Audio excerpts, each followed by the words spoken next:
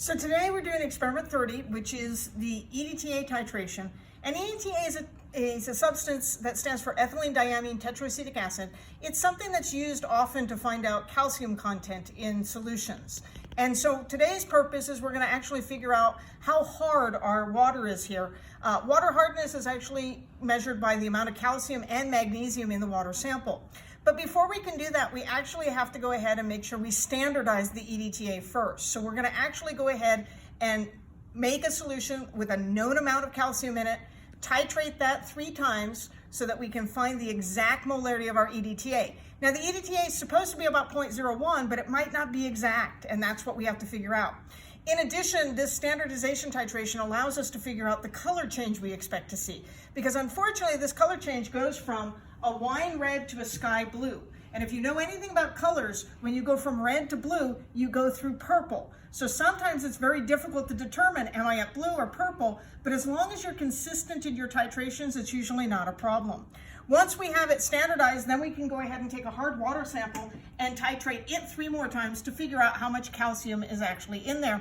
And what we're going to do is actually not report this as percentage like we're used to. We're going to report it in part per million.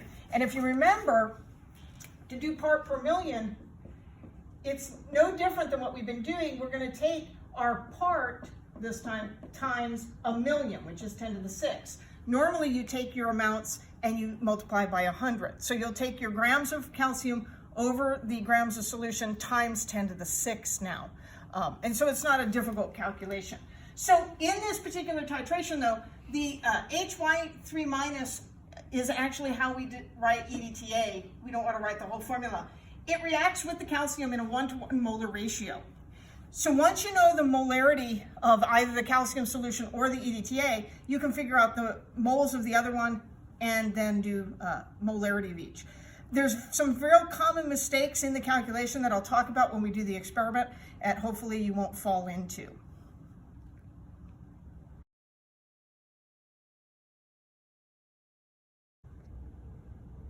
So we've weighed out our calcium carbonate standard. We weighed out 0.361 grams, actually 3.611 grams, and we actually dissolved it on the hot plate using some HCl and some water. And now that it's all dissolved, we're supposed to transfer it to a 250 milliliter volumetric flask, which we're going to go ahead and do. So we transfer that. Now remember, with a volumetric flask, your goal is to dilute to the mark, but you want to make sure you don't go past the mark. Unfortunately, a lot of times people get very fixed on this and they dilute all the way to the mark to begin with, but then you only have this much volume to mix 250 milliliters of solution. So what you actually want to do is add your deionized water slowly to this. Add a little bit, and then what you want to do is stop and mix. And the best way to mix is to actually invert it. Make sure your thumb's on the ground glass stopper and you'll have no problems. Invert it a few times. Take the stopper off, add more water.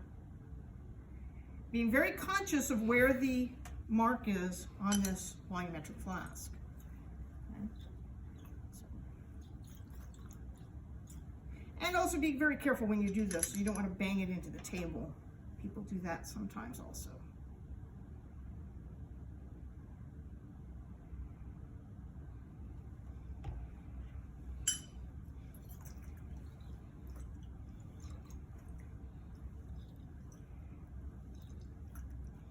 I usually do about 4 to 5 times inverting in between. At the end, I'll do a little bit more.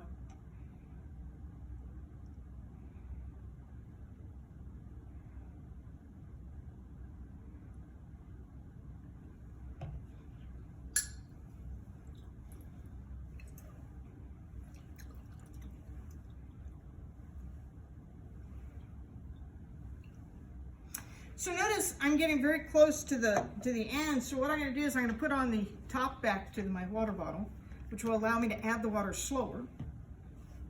So we'll add that slowly.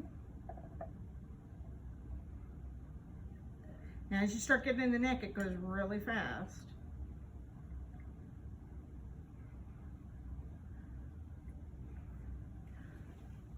And that looks perfect. Okay, so now we invert a few more times.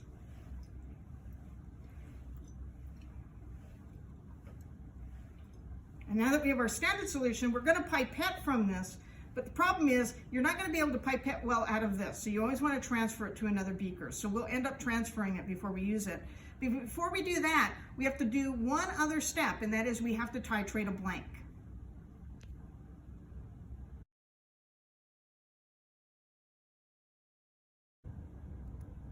So one of the challenges with the Kalmagai indicator that we're using is it does take a little bit of EDTA to actually remove the indicator from the molecule. So we have to do what's finding a blank. And so the way we do this is we simply take a water sample, which has no calcium in it, and all the other materials we're going to use in the titration, and figure out exactly how much of the titrant is required just for the color change. And that's why we call it a blank, and we'll subtract that volume out from the rest of our titrations. So I've got my water here, and I'm supposed to add 5 milliliters of my pH 10 buffer, which I've already measured out. So there's my 5 milliliters of pH 10 buffer, followed by 8 drops of Kalmagai indicator. And so we'll take our indicator and add 1, 2, 3, 4, 5, 6, 7, 8. And it tells me it should be blue at this stage, and let's go ahead and swirl.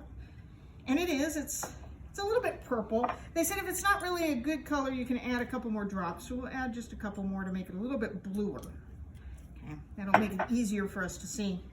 And so there's our blue coloration. Now we're supposed to add 15 drops of magnesium chloride solution to this, and it should turn red. So let's go ahead and see if that happens.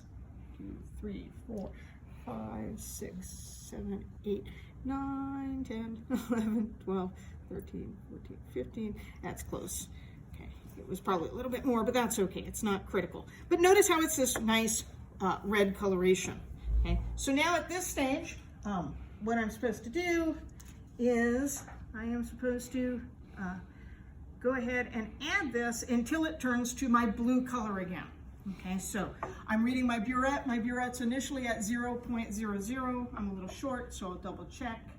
And so yes, my initial burette reading is 0.00. And now we're going to add this, and it shouldn't take many milliliters for this color change. Because remember, this doesn't contain any calcium. It's just the amount of titrant required to make the color change. So we'll go ahead and add this slowly.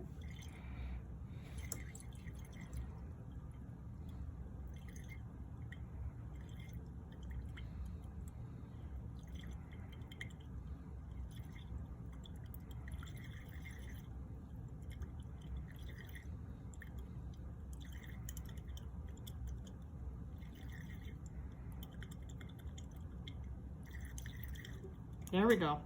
Okay, so now it got to the blue. See that? So that's what we're looking for on the blank.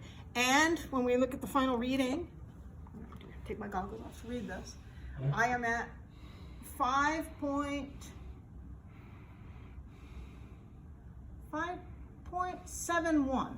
So we'll put 5.71, and that's the amount that I need just for the blank. So that means from when I do my other titrations, I'm going to subtract that amount from the final value so that I know that's just the amount that made the color change.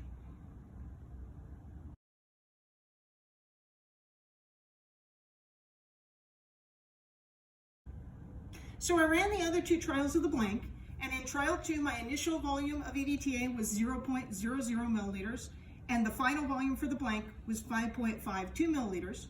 In trial 3, we once again started with 0.00 milliliters, and the final volume was 5.65 milliliters. So those are all the information for our blank titration. Now we'll move to the standardization.